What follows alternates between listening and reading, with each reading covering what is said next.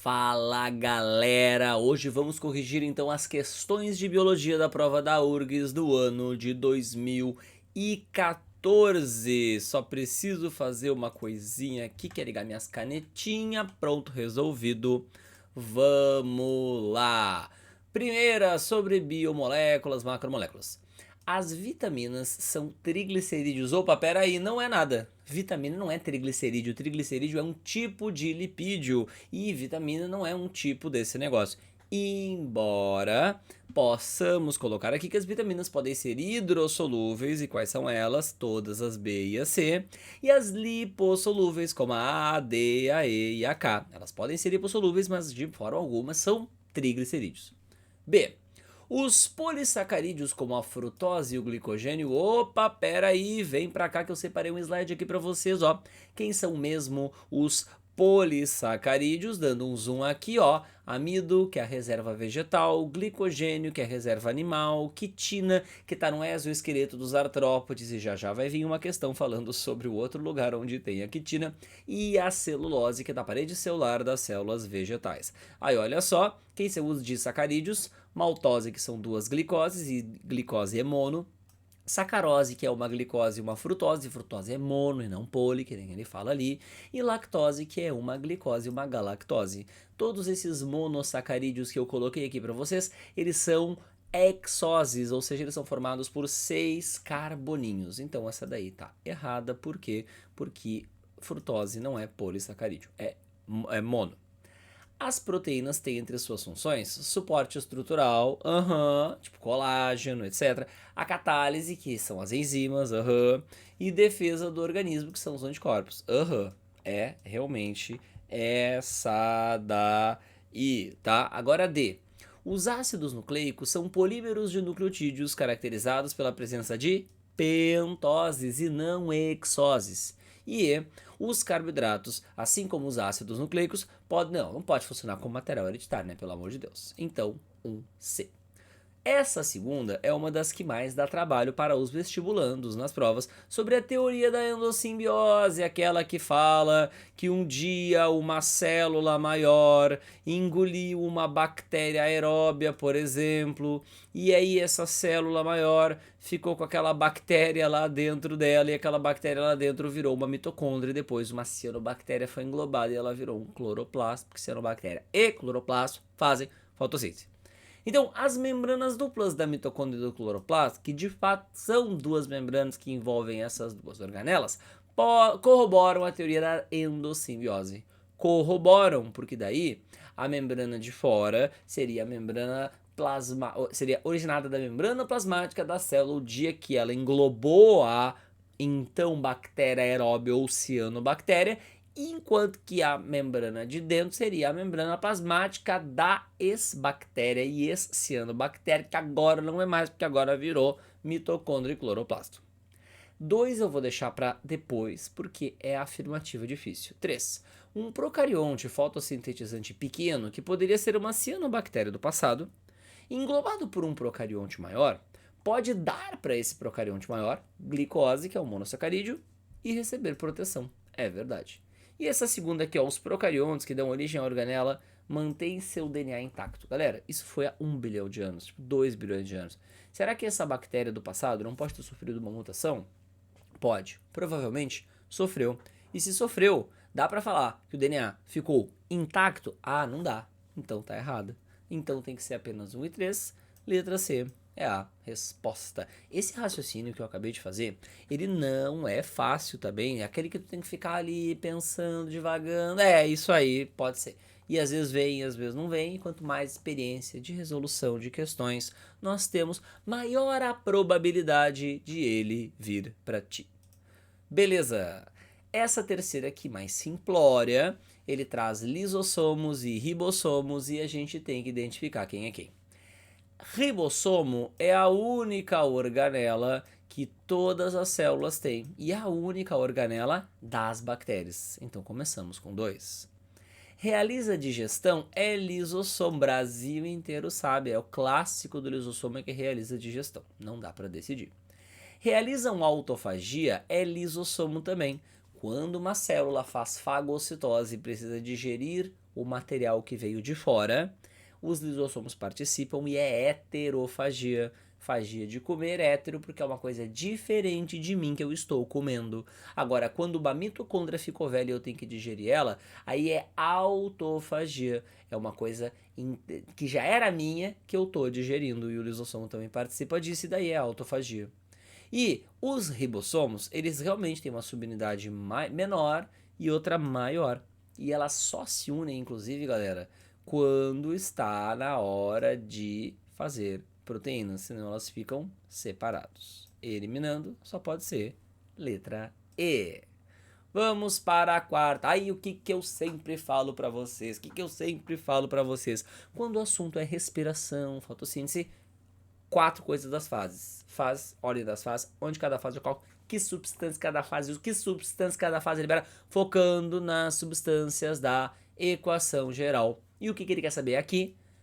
A rota metabólica da respiração responsável pela maior produção de ATP.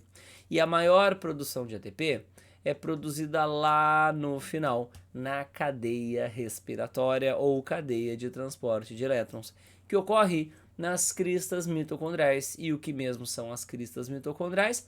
Dobras da membrana interna da mitocôndria. Por isso, só tinha que saber isso. Que faz parte daquelas 4 coisas, que substância cada fase, que substância cada fase libera.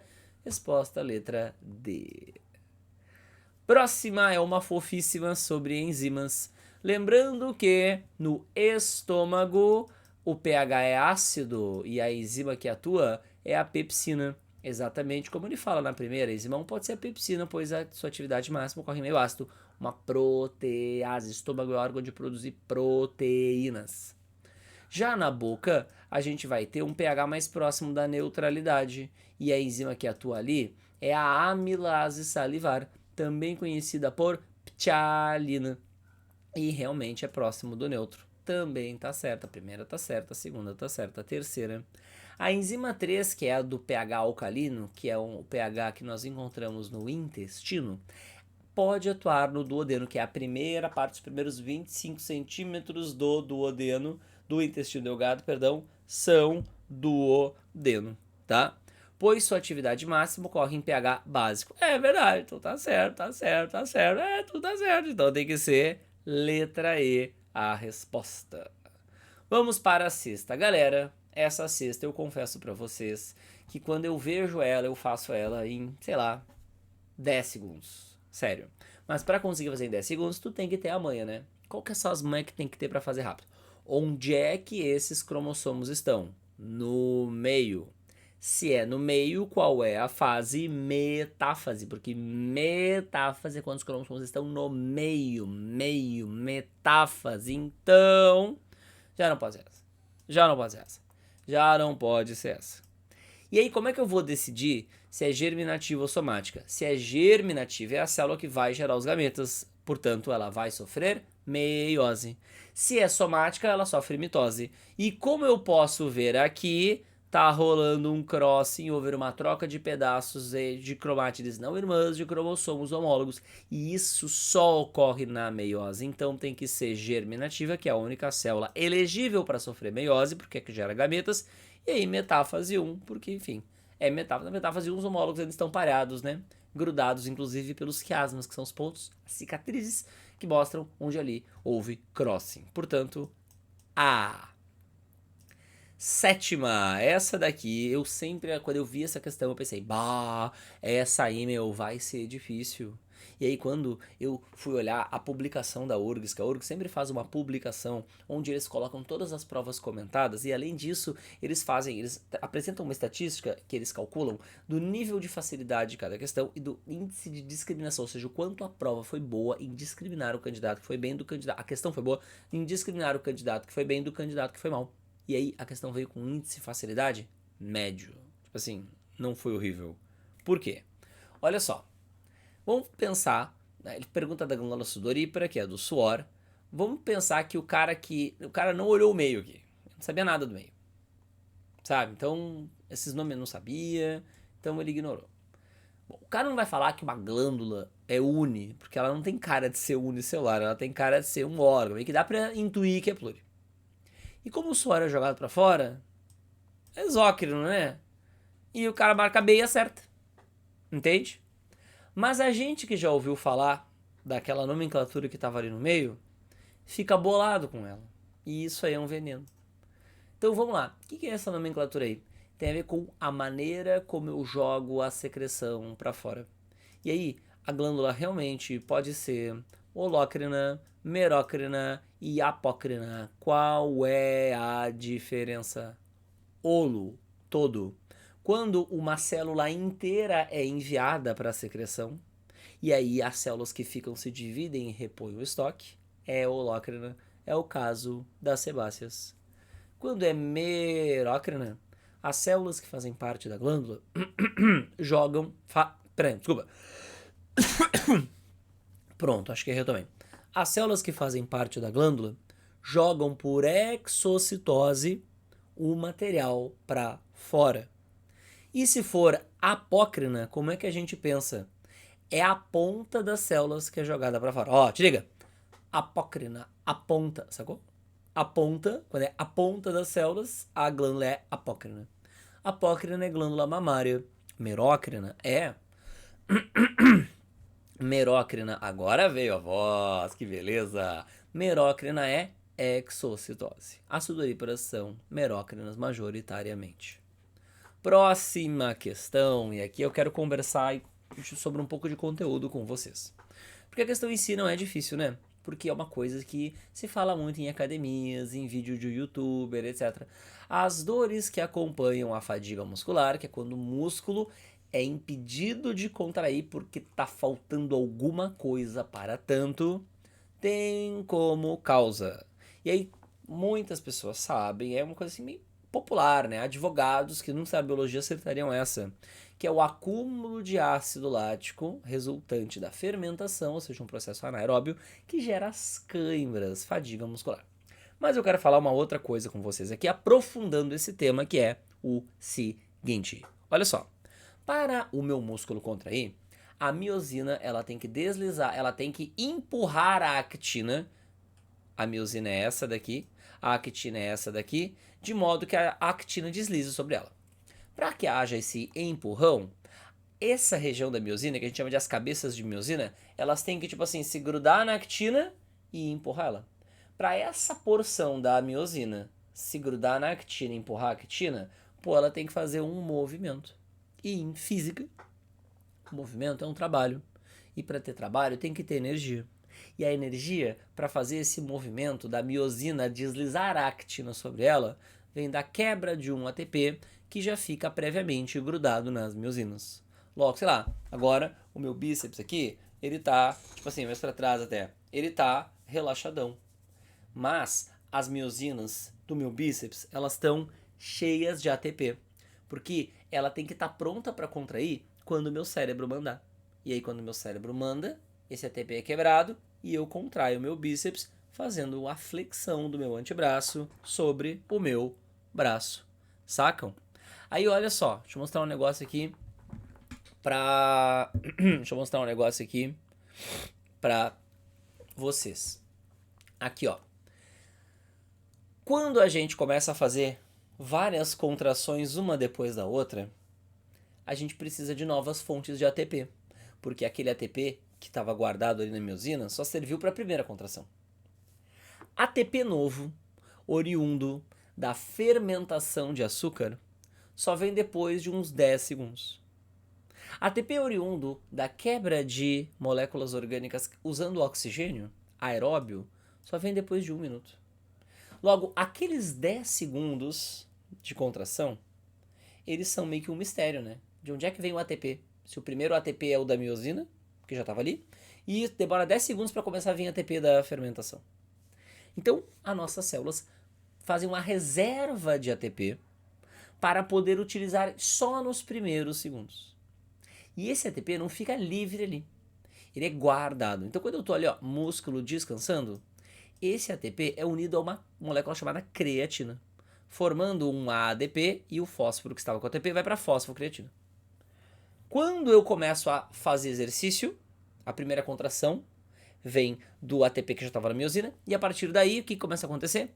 Essa fosfocreatina se liga ao ADP e volta a ser creatina mais ATP. E aí esse ATP é usado nos primeiros segundos. Então essa fosfocreatina tinha uma reserva de ATP para as nossas células musculares utilizarem nos primeiros 10 segundos, uma reserva rápida de ATP. Aí a partir dos 10 segundos já começa a vir ATP da quebra de glicose por fermentação e daí não precisa mais dessa fosfocreatina, que é só para o sprint inicial. Então essa ordem das coisas que a gente utiliza para contração é uma coisa bacana de comentar. Beleza. Próxima questão, não sei porque o que o Hadid fala não saiu na charge, mas também é meio irrelevante. Então vamos nessa. VOF sobre as doenças transmitidas por alimentos. Ureia não é o principal resíduo nitrogenado das aves. Este é o ácido úrico. O ácido úrico é répteis e aves. Ureia é mamíferos e anfíbios. Peixe ósseo é amônia. Tubarões é ureia. Então, falso. A salmonela, aquela doença intestinal, é causada por uma bactéria comumente encontrada nas intoxicações causadas por produtos à base de ovo. Tá falando da maionese que não pode ficar fora da geladeira, se não tem risco mesmo da salmonela crescer ali, tu ficar com infecção intestinal. Então é verdade. É bem do cotidiano, a avó sabe essa, entende? Terceira, a intoxicação por estafilococcus, tipo assim, sei lá o que é esse negócio, né? Pode estar relacionada a manutenção de alimentos em temperatura inadequada. O cara vai pensar, realmente, né? Se o alimento ficar em temperatura inadequada, ele pode pegar bactéria e tal. Acho que as pessoas tendem a botar V nessa daqui também, né? Ia ver. A coqueluche, que é uma doença respiratória, pega por saliva, que nem Covid, e não por contaminação de alimentos. Ela realmente dá muita tosse, inclusive é chamada de tosse comprida, porque é uma tosse que não termina, quando tu vai começar a tossir de novo, nem terminou a tosse anterior, que é horrível. Muito suor, crises assim, em criança é bem grave, mas não é, pega pelo alimento, né, contaminado com cocô, né, e sim pelo ar. Ok? Então, FVVF, resposta tem que ser letra C. Tem que ser letra C. C. Essa 10, a minha interpretação dela é a seguinte: o Banca tava lá fazendo questões criativas, essa aqui eu vou fazer criativa, essa questão aqui também eu vou fazer criativa, aí chegou, eu cansei de fazer criativa, vou fazer essa daqui. Aí ele resolveu fazer essa daqui. É super simples. Organismos que se caracterizam simultaneamente por ausência de pigmento fotossintetizante, ou seja, ele não vai fazer fotossíntese, não pode ser, sei lá, pteridófita. Presença de parede celular com quitina, matou. Porque parede celular com quitina é coisa de fungo, que também não faz fotossíntese e também reproduz por esporte. Tipo assim, o cara quando tá dando aula de fungos, essa informação daí da questão, os primeiros 2 minutos de aula de fungo é essa informação. Então tá dada, deu, é isso, super simples, não tem muito o que ficar discutindo. 11, essa aqui tem que ficar discutindo. Então, as relações hídricas e fotossintéticas das plantas. 1. A água absorvida pelas raízes percorre uma única via através dos espaços intercelulares. Então, quando a água vai entrar pela raiz, pode ver, ela pode ir por entre as células, e essa via a gente chama de apoplasto, a ponta, porque é por fora das células, a ponta das células. E ela pode ir por dentro das células. Quando é por dentro das células é simplasto, ou seja, não é uma única via, são 2 vias diferentes. Detalhe, as células do parênquima cortical, que é o tecido que preenche essa região da raiz, elas, deixa eu dar o zoom aqui para a gente ver melhor, elas ficam conectadas por essas pontes aqui, que nós denominamos de os plasmodesmos, que são pontes citoplasmáticas que unem uma célula a outra e facilitam o fluxo de substâncias. Aí, olha só, a penúltima camada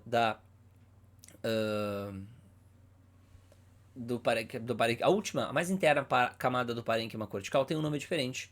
Ela chama-se de endoderme. E ela tem essas bandas ou estrias de Caspari. Para quê? Quando o negócio, o íon, a água que está absorvendo lá pelas raízes, chega na endoderme, ele não consegue passar pelas estrias de Caspari, tipo uma barreira, obrigando a passar por dentro das células do endoderme. E essas células funcionam tipo assim como um filtro para barrar coisa que não pode entrar, uma bactéria, um mineral tóxico, sabe? Funciona mais ou menos como o nosso fígado, que meio que dá uma filtrada no que vai pro sangue e no que vai embora. Então essa endodérmica, as estrias de Caspari, impede que o que está sendo absorvido pela raiz passe por entre as células dela, obrigando a passar por dentro, e aí é tipo uma alfândega celular, que daí vai escolher se o que está entrando ali pode entrar ou não. Aí essa segunda aqui, ó. A abertura dos estômatos permite a saída de vapor e a entrada de gás carbônico por difusão. Básico, sim, é isso aí. Apenas uma pequena fração da água absorvida da planta é usada no seu metabolismo, porque a maior parte é perdida na transpiração. Para quê? Para que a água possa subir, porque a água sobe principalmente através da transpiração. Então, tá certa também, resposta apenas 2 e 3, só a primeira que tá errada, porque não é uma única via, são duas vias, apoplasto e simplasto. Essa 12, ela é simples porque a alternativa que é a resposta, ela é meio evidente. Mas se a alternativa A, que é a resposta, fosse letra E, a galera ia arrepiar. Então o que importa é tu ler no segundo quadrinho, que é milho e batata. E aí quando você lê na letra A, os dois apresentam amido como substância de reserva, então tá, então é. Mas as outras afirmativas são chatinhas, então vamos lê-las. B. Grão de milho é um fruto indeiscente. Deiscente abre sozinho, indeiscente não, e ele é indeiscente. C. Os dois apresentam folhas com nervação paralela. Não, milho é monocotiledônea, então porque é gramínea, então é paralela. E gramíneas são monocotiledôneas sempre, tá? Batata não, batata é dico. E dico teria nervação perinérvia e não paralelinérvia. D. Parte comestível da batata inglesa é a raiz. Não, é o caule. Batata inglesa é o caule. Doce raiz inglesa é caule. Doce raiz inglesa é caule. Doce raiz inglesa é caule. Ele sempre pergunta esse negócio, meu. E o milho apresenta crescimento secundário. Não, porque crescimento secundário é fazer madeira. E a planta milho não faz madeira. Então não tem crescimento secundário. Tem que ser A, porque eles têm amido como substância de reserva. Beleza. Essa é uma das que a galera mais erra. Assinale as afirmações referentes às plantas que se desenvolvem sobre as árvores. Então, se ela se desenvolve sobre a árvore, é esperado que uma semente de uma planta dessas, que se desenvolve sobre as árvores, tenha que ser levada até lá ao alto das árvores. Logo, uma planta que se desenvolve lá em cima, por cima de outra, vai ter bulbo, que é um caule subterrâneo, como cebola, alho, tubérculo, que é um caule subterrâneo, como a batata inglesa, ou rizoma, que é um caule subterrâneo? Não, né? Se cresce por cima da árvore, o caule não é debaixo da terra. Não. Podem apresentar adaptações morfológicas como os austórios? Sim, porque planta parasita é um exemplo desse tipo. E as raízes das plantas parasitas são os austórios, que penetram o caule da árvore sobre a qual estão crescendo por cima e roubam seiva. E as escamas nas folhas. Escama é uma adaptação de epífita. Tipo, as folhas das epífitas, elas, quando tu olha no microscópio, as células parecem umas escamas. E aí entre uma escama e outra fica um espacinho, que quando chove, pega água, armazena água. E por que uma epífita é tão importante isso? Porque a raiz da epífita, ela tá grudando a planta na árvore, porém, esta planta não está com suas raízes no solo. Muito menos roubando seiva de outra planta, porque epífitas não são parasitas. E aí, como é que ela consegue água? Da chuva. E aí uma das adaptações que a permite conseguir isso são justamente as benditas escamas. E 3. Apresentam sementes ou frutos com ganchos para facilitar a dispersão por mamíferos como capivara e graxaim. Galera, capivara, olha a foto, botei a foto da capivara para vocês. Capivara sobe a árvore? Não. Já pensou? Então como é que a semente vai estar grudada lá no pelo da capivara e aí ela vai subir a árvore para essa semente lá para cima? Não tem como. Então tá errada por causa disso. Graxaim é tipo uma raposa que tem aqui no Rio Grande do Sul. Também, mesma coisa, não sobe a árvore, raposa. Então, só a 2 está correta. Questão clássica de artrópodes. E aqui ele está focando nos insetos. Então, olha só. Podem apresentar uma modificação morfológica significativa entre o estágio e o outro do desenvolvimento. Podem, né? Porque o ovo vira larva, a larva vira pupa e a pupa vira o adulto em vários insetos. Essa é a resposta. Holometabolia, metamorfose completa. Quando é hemimetábolo, é aquele negócio de ovo, ninfa, adulto. E quando é ametábolo, que só a traça é, aí não tem nada de metamorfose. Quando o ovo eclode, já nasce uma tracinha miniatura indistinguível de quando ela fica grandona. B. são parasitas do homem. Podem até ser, como piolho, pulga, porém o corpo é cabeça, tórax e abdômen, e não cefalotórax, que é coisa de quelicerado e crustáceo e abdômen. C. Se alimentam através de órgãos especializados, as quelíceras. Não, até separei. Quelícera é o apêndice bucal, é o apêndice que fica ali na volta da boca da aranha, que quando é peçonhenta, as presas inoculadoras de peçonha, inclusive, ficam na quelícera. Os insetos podem ter vários aparelhos bucais. O gafanhoto é um mastigador, que é uma mandíbula que corta. O pernilongo é o picador sugador, que parece uma agulha que enfia na gente e suga. A borboleta é só um sugador, porque ela é tipo a boca da borboleta é tipo uma trompa de elefante, tá? Só que na trompa de elefante a trompa é o nariz, na borboleta a trompa é a boca. E aí na ponta da é como se fosse um canudinho que ela mantém enrolado quando ela tá voando, e quando ela chega na flor ela desenrosca para sugar néctar. Então nos insetos tem esses outros aparelhos bucais. Beleza. D. São as larvas os principais polinizadores de plantas. Não, né? A larva come folha, o adulto que é o polinizador. E E. Podem apresentar, não. Inseto é 3 pares de pata, tá bem? Crustáceo é 5 pares de pata, quelicerados é 4 pares de patas. Eles adoram um par de pata. 15ª, essa daqui muita gente erra. Sobre esse mamífero, pode afirmar que ele deve necessariamente apresentar. Muitas pessoas erram essa questão porque interpretam que está pedindo uma exclusiva de mamíferos. Mas ele não está pedindo uma exclusiva de mamíferos. Ele está falando um bagulho de mamífero aí. É isso que ele está te pedindo. Então, mamífero tem circulação dupla? Tem, porque o sangue passa 2 vezes pelo coração dele para dar uma volta completa pelo sistema respiratório, circulatório. Ah, então tá, então é A. Se estivesse na letra A, é eucarionte. Poderia, porque é uma sobre mamíferos, não é exclusiva sobre mamíferos. Não tem glândula uropigiana, porque é das aves. Não é um animal de sangue frio, pecilotermia. Glândulas mamárias, muita gente se atira nessa, mas com origem endodérmica, galera. As glândulas da pele, elas são invaginações da epiderme que se transformaram em glândulas. Logo, elas vêm do tecido embrionário que origina a epiderme, que é a ectoderme. Então a mamária é assim, a sebácea é assim, a sudorípara é assim.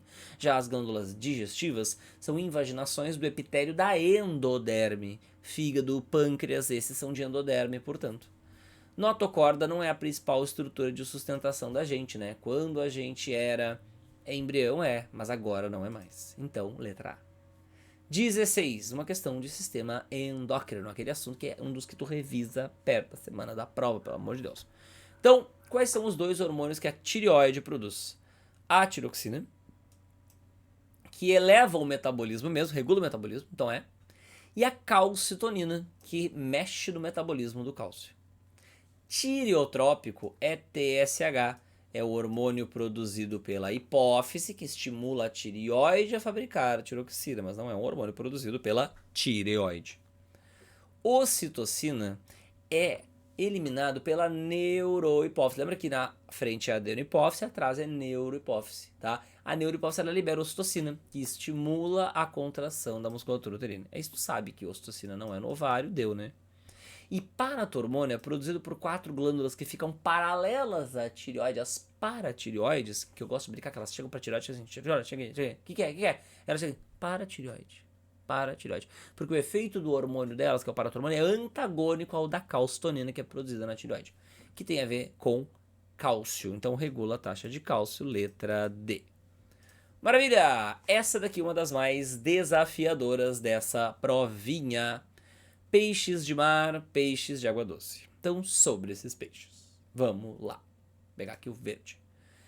Cartilaginosos marinhos, bexiga natal. Gente, qual é a pergunta em vestibulares que mais cai de peixe? É que tubarão não tem bexiga natatória. Peixe ósseo tem bexiga natatória. Essa é a que mais cai quando o assunto é peixes. B. Ósseos de água doce absorvem sais por transporte ativo pelas brancas. Jesus amado, o que é isso? Vamos lá. Quando eu sou um peixe de água doce, tô rapidamente desenhando um aqui. Eu sou muito mais concentrado. Vou fazer um olhinho aqui para distinguir do sal. Eu sou muito mais concentrado do que a água doce. Automaticamente, o que acontece? Sai de dentro de mim, sais por difusão. E se eu não fizer nada, eu vou ficar tão diluído quanto o meio. Por isso eu, peixe, pego esses sais de volta, mas para eu pegar esses sais de volta, que é nas brânquias que faz isso, diga-se de passagem, eu vou ter que gastar energia. Ah, então é transporte ativo. Então realmente faz sentido a letra B. Agora vamos ver por que as outras não são certas. Cartilaginosos ocorrem, na maioria, na água salgada. Raia até pode ter na água doce, mas tubarão é água salgada. Ósseos de água doce apresentam uremia fisiológica. O que é uremia? Ah, não sei isso. Então pensa. Glicemia, taxa de glicose. Uremia, taxa de ureia. Os peixes cartilaginosos, representados, por exemplo, pelo tubarão. Vamos desenhar um tubarão aqui? Tubarão, olha o meu tubarão. Barbataninha do capeta, que a gente tem medo aqui. Eles vivem no... Tá bom esse meu tubarão aí, até, né? Até que dá pra engolir esse tubarão, tá? Não vou fazer piada, ia ser muito ruim a piada sobre a gente, não vou falar. Então, olha só. Ele tem um montão de ureia dentro dele. Sabe por quê? Porque no mar tem um monte de sal. Então ele fica hipertônico ou isotônico em relação ao mar, porque ele se entope de ureia. É para impedir a osmose. Para impedir a osmose não, mas para impedir que haja osmose mais para um lado do que para o outro, que possa fazer ele desidratar ou ficar super hidratado. Mas não é o peixe de água doce que tem isso, é o tubarão. E ósseos marinhos tem uma abertura aqui, ó, que eu até desenhei aqui, ó, esse negócio. Chama-se de opérculo, que é a abertura que protege as brânquias, tá? Então não possuem, é possuem. Beleza, então, letra B, bem desafiadora essa. 18. Essa aqui é o seguinte. Quando o aluno fala, o que eu vou... Eu não tenho nada para revisar em genética. Claro que tem. Em genética, a gente revisa as legendas. Por quê? Porque daí a gente, quando está estudando a calvície, a gente aprende que tem um alelo para calvície, que é o Czão, e aí o outro alelo da calvície é o Nzão, que é o que faz, sei lá, não ser calvo. E aí quem for Nzão, nunca vai ser calvo. Quem for Czão, vai ser calvo. E quem for heterozigoto, aí depende do sexo. Porque se for homem, vai ser calvo. Se for mulher, não vai ser calvo. Dito isso, porque não dá pra fazer essa legenda, homens calvos em homo e heterozigose, mulheres somente em homozigose, só o mestre motherfucker master da interpretação consegue se ligar disso. Mas se tu já chega com a legenda na cabeça porque tu estudou, fica mais fácil. Porque daí, olha só. Por um, a calvície em questão é ocasionada pelo cromossomo X. Agora, olha que interessante. Se a herança é autossômica, não é cromossomo X, né? Ele tá falando ali. E, se a legenda é essa, o William, ele é careca, então ele tem que ter um Czão. Mas o pai dele não é careca, então o pai dele tem que ser Nzão. Logo, o William tem que ter recebido o alelo Czão da mamãe, Lady Di. Só que a Lady Di não era careca, né? Tá ali, ela não é rachurada. Então ela tem que ter um Nzão, né? Ela é heterozigota, mas mulheres heterozigotas não são calvas. E ele, portanto, nosso querido William, é heterozigoto, porque do pai ele tem que ter recebido N. Logo, Diana transmitiu o alelo para calvície, sim. Essa primeira era falsa, é FV, então não pode ser essa, não pode ser essa, pode ser essa, pode ser essa. Charles recebeu do seu pai o alelo para calvície, mas ele não tem alelo para calvície, o Charles, né? Porque ele é NN, né? Então tem que ser falso, tem que ser falsa D, tem que ser letra D. Mas vamos fazer a última. Se Kate for hétero, gametas dela, metade Czão, metade Nzão. William, metade Czão, metade Nzão. O que vai acontecer? Se o George for Czão, como é menino vai ser calvo. Se for Czão Nzão, como é menino vai ser calvo. Se for Czão Nzão, como é menino vai ser calvo. Se for Nzão, não vai ser calvo. Portanto, a chance do George ser calvo realmente é 75%. Por isso que aqui é V e realmente a resposta é letra D. Beleza. Mais uma de genética e sexo, galera. Quando eu falo que genética e sexo é o capítulo mais importante de genética para provas, tá aí, pô, tá aí mais uma prova da URGS, não é a primeira vez, que as duas de genética do mesmo capítulo, genética e sexo. Então, ó, abre teu olho. E essa questão é muito pegadinha, o aluno tem que estar muito atento, tá? Para não cair em manias que ele geralmente tem, que eu entendo, eu também teria se fosse aluno, mas que fazem a gente errar. Em julho de 2013, pesquisadores publicaram um artigo demonstrando ser possível desligar o cromossomo 21 extra. Quando o cara olha isso aqui, o cara já pensa, vai ser uma questão sobre síndrome de Down, ele pensa. Os autores imitaram, né, mimetizaram o processo natural de desligamento cromossômico conhecido para mamíferos, que é aquele negócio da mulher inativar um dos seus cromossomos X lá na vida embrionária. E aí ela só vai ter um X funcionando, o outro não. Então o VOF sobre o processo natural. Então não é uma pergunta sobre síndrome de Down, e sim sobre a cromatina sexual. O desligamento ocorre em fêmeas? Ocorre. Já não pode ser essa? Já não pode ser essa. O cromossomo desligado é o X, é o X. Então tá, letra A. Então não é para ser difícil, né? Desde que tu reconheça. O corpúsculo de Barr corresponde a um cromossomo específico de fêmeas. Ele corresponde ao X. E eu tenho X. Então o X não é específico de fêmeas. Falso. E o desligamento é na intrauterina. E não na puberdade. Então é falso também. VV. FF. Letra A. 20. Essa daqui é a questão mais interpretativa da prova. Porque ele te pede um conceito que a gente não costuma trabalhar no ensino médio. O tchá-tchá-tchá consiste na contribuição reprodutiva de um genótipo ou fenótipo para a composição genética das gerações subsequentes com relação à contribuição de outros genótipos ou fenótipos. Então, quando o cara lê, a primeira coisa que ele vai ter é que é isso aqui? O cara, que negócio é esse? O cara tem que ler 4 vezes esse negócio para entender. E realmente vai ter que usar o teu poder de interpretação. Então vamos lá, vamos tentar entender o que esse conceito quer dizer. Contribuição reprodutiva. Então o quanto meu sexo está ajudando de um gene ou de uma característica, um fenótipo, para a composição genética dos meus filhos em relação a outros genes. Então é como a minha genética ou minhas características contribuem para a genética da próxima geração em relação às outras. Aí tu entende mais ou menos isso, é o que dá. Vamos ver. Vou lá. Valor adaptativo. O cara pensa, nunca vou falar. Efeito fundador. Isso eu estudei lá na aula de deriva genética, quando meia dúzia de indivíduos fundam uma nova população. Não é isso que está escrito aí. Tamanho populacional. Não é isso que está escrito aí, porque tamanho populacional é só o tamanho lá da população. Gargalo de garrafa. Gargalo de garrafa é quando tem uma catástrofe numa população, sobra meia dúzia, não tem catástrofe aí, não é isso aí. Aí o cara fica entre pulgênico e valor adaptativo. Aí ele marca pulgênico, por quê? Porque tá em inglês. Inglês sofisticado, deve ser. E não é. Porque pulgênico é o conjunto de genes de uma espécie. O cara fica, E olha ali como faz sentido mesmo o valor adaptativo.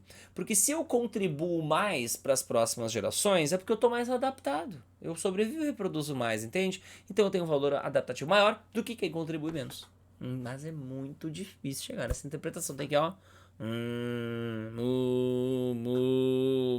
ruminar. Beleza. Essa 21ª sobre especiação, muito fofa. O processo pode ocorrer pela modificação gradual de uma população ao longo do tempo em resposta a alterações ambientais. Pode acontecer de uma espécie ao longo do tempo sofrer tantas modificações que ela acaba virando outra espécie. Esse processo a gente chama de anagênese, que é quando isso aí acontece. Beleza. Vou deixar mais gordinha minha caneta. O processo pode ocorrer por meio de isolamento geográfico de subpopulações de uma espécie. Peraí, que eu me perdi aqui na parada, perdão. Voltou. De uma espécie, seguido por diferenciação genética e isolamento reprodutivo. Descreveu aquela especiação que a gente chama de alopátrica. Isolamento geográfico, mudou o gene ao longo do tempo, separado, né, sem fluxo gênico. Isolamento reprodutivo. Verdade. O processo pode ocorrer pela poliploidia. Pode, através do cruzamento de indivíduos tetraploides com diploides, originando triploides que nunca são férteis. Então tá errada. Esses triploides, para virarem férteis, vão ter que sofrer uma mutação que vai dobrar o número de cromossomos deles, transformando-os em plantas hexa. Isso mesmo, ploides. Aí sim, o trigo de hoje é assim. Ele é um hexaploide. Ele é um ex-híbrido estéreo triploide. Então essa 3 está errada por causa disso. E a resposta é apenas 1 e 2. Beleza. E aí, URGS é assim, né? Finalzinho da prova, ecologia. Bora lá. Javalis, espécie exótica. A disseminação dos javalis causa problemas pela escassez de predadores que controlam. Galera, o javali, não tem predador no Rio Grande do Sul. Até praticamente lugar nenhum que o javali vai, ele tem predador. Seriadinho de Idade Média, sempre tem um episódio que o javali toca o terror e mata alguém, machuca alguém, porque, meu, o bicho é muito brabo, não tem predador. Então aqui, isso facilita para ele se espalhar. Essa é para mim a mais complexa. A degradação dos ambientes naturais favorece que as espécies exóticas ocuparem, errado, favorece as espécies exóticas de ocuparem ambientes anteriormente usados pelas nativas. É verdade. Olha, quando o ecossistema tá equilibradinho, tipo assim, tá tudo no lugar, não tem vaga, digamos assim, na empresa ecossistema para nenhuma espécie nova. E é mais difícil de uma exótica penetrar. Agora, quando o ecossistema tá uma bagunça, porque ele foi degradado, aí pode ter nichos ecológicos, oportunidades ali que ninguém tá usando, tá vazio. E aí é onde a espécie exótica pode ser também. Tipo, é aquela coisa meio arte da guerra, sabe? Quando o povoado lá que tu quer dominar tá desorganizado, é a hora de atacar, sabe? Então, tem oportunidades ali, é mais ou menos isso. As espécies exóticas, claro que são consideradas para perda da biodiversidade. Então aqui é todas. Beleza. 23ª, falando sobre a extração de areia das margens de rio e os problemas disso. Então, se eu tirar a areia da margem do rio, evidentemente que a praia vai ficar mais curta, verdade? O aumento da diversidade e biomassa da ictiofauna bentônica. O que é ictiofauna? Fauna de peixes. O que é ictiofauna bentônica? Sabe aqueles peixes cascudo, ou aquele outro peixe que tem muito aquário limpa fundo, que eles ficam comendo o que está na pedra? Esse aí é ictiofauna bentônica, porque bentônico tem que ser associado ao substrato. E aí, claro que se eu tirar a areia, esse aí, que vive associado ao substrato, vai se ralar. Então é verdade. Diminuição do número de não, tem uma coisa errada aqui, né? Aumento da diversidade biomassa. Não, né? Eu fiz errado, perdão. Diminuição, né? Da diversidade biomassa de ictiofauna bentônica. Não aumento, falso. Desculpa. Terceira, diminuição do número de espécies da vegetação ribeirinha. O que é a vegetação ribeirinha? É a de margem de rio, né? Se tirar a areia da margem do rio, quem vai se ralar são as plantas que vivem na margem de rio. Quarta, aumento do processo erosivo, com certeza. Tirar a areia, né? Vai aumentar. É fazer erosão, né? Basicamente. Então, letra B. 24ª, bem esquisita essa. Nicho ecológico é a posição biológica ou funcional em que uma espécie e não um ecossistema ocupe um determinado meio. Um ecossistema não tem o seu nicho ecológico, a espécie tem seu nicho ecológico. A zona de transição que faz limite entre dois biótopos, e biótopo é sinônimo de comunidade, é o chamado ecótono e não nível trófico, sacou? E o estudo do comportamento animal não é etologia. Essa terceira, meu Deus do céu, né? Por que tá perguntando isso numa questão de ecologia? Não tem nada a ver, mas tá, ok. Essa é a única que tá certa. Resposta, apenas 3. E para fechar, ciclos biogeoquímicos. A principal reserva de nitrogênio é no ar, na forma de N2. A chuva impede a transferência de elementos químicos do terrestre para a água doce. Não, né? Permite, porque ela promove a lixiviação, que é justamente esse transporte de água e sedimentos das margens de corpos d'água para os mesmos. Aí C, as erupções vulcânicas representam a principal fonte de iodo, cobalto, sênico. Quando eu li, cara, eu nunca estudei qual é a composição química da erupção, entendeu? Sei lá, vou para outra. D, as concentrações elevadas de fósforo em plantações levam a um possível aumento do fósforo nos rios e lagos por conta da mesma lixiviação quando chove, já citada na letra B. Então não vai diminuir, né, fósforo no rio e no lago porque tu botou fósforo na plantação, inclusive com a risco de aumentar. E a queima de vegetais e combustíveis fósseis é o principal responsável pela liberação de gás carbônico no Brasil. É verdade. Galera, no Brasil a gente emite mais queimando floresta do que com indústria, tá? E carro, muito cuidado com isso, ok?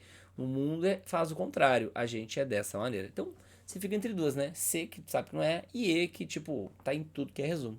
Então, tu marca a letra E. Tá bom, galerinha? Essa, então, foi a querida URGS 2014. Beijo e até mais.